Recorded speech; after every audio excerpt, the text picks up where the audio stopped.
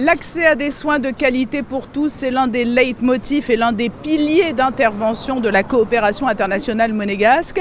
Au Sénégal, les besoins sont criants et la principauté se tient aux côtés des autorités dans la mise en œuvre de la stratégie nationale en faveur de la santé des femmes notamment, la santé des enfants, la lutte contre les maladies et le renforcement de la capacité des acteurs de santé.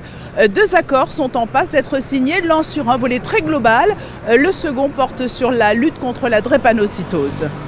J'ai voulu saluer la beauté de la coopération qui vise l'humain, qui vise l'enfance, qui vise la santé de l'enfant, la santé de la mère, mais qui surtout est fidèle depuis 20 ans.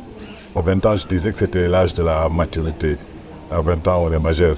Ça veut dire que cette coopération qui a démarré avec très peu a commencé à essaimer. Nous ne sommes même plus seulement sur Dakar. Ça a touché également à des pathologies importantes, la cardiopathie. Ça a touché également aujourd'hui la drépanocytose, avec des éléments de formation, avec un renforcement de la compétence des professionnels. Le Sénégal fait partie des pays prioritaires parmi les 11 pays d'intervention de la coopération monégasque et ce sont pas moins de 14 projets qui sont soutenus pour une enveloppe d'un montant d'un peu plus d'1 million d'euros.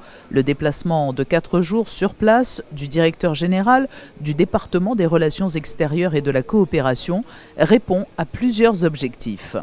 C'est courte durée, intense, mais c'est important parce que à la fois les partenaires, les équipes aussi de la direction ont besoin de cette reconnaissance. Je suis fière de venir voir le travail qu'ils accomplissent toute l'année. À la fois donc pour eux, pour les partenaires sur le terrain qui voient effectivement que ce n'est pas simplement une contribution, un virement international et puis on ne veut pas savoir ce qui se passe. On a vraiment envie de savoir comment on améliore la vie au quotidien des populations locales.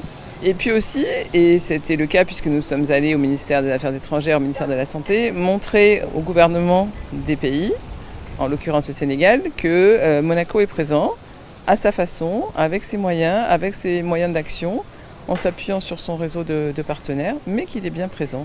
Et cette coopération réussie depuis près de 20 ans devrait trouver un nouveau prolongement en 2024, puisque la réunion de concertation au ministère des Affaires étrangères a permis d'évoquer la possible signature l'an prochain d'un accord cadre de coopération entre les deux pays.